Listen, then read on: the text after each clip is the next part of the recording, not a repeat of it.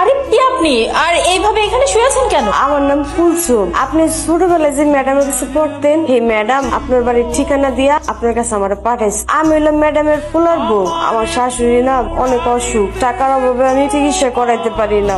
আপনার ম্যাডাম আমার শাশুড়ি অনেক আশা করে আপনার কাছে আমার পাঠাইছে। আমার শাশুড়ির অনেক অসুখ, আপনি যদি কিছু সাহায্য করতেন এর লিগা। উপরে চলেন।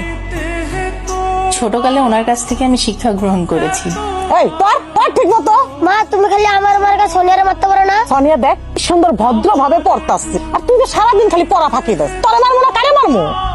কিন্তু ম্যাডামের তো একটা ছেলে ছিল, মানে আপনার হাজবেন্ড। উনি থাকা সত্ত্বেও ম্যাডামের এই অবস্থা হলো কেন?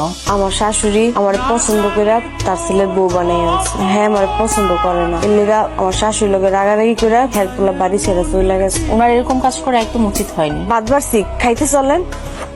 কি রে তুই বৌমারে থাপ্পড় দিলি কেন? কি বলতে চাইতেছো তুমি? মানে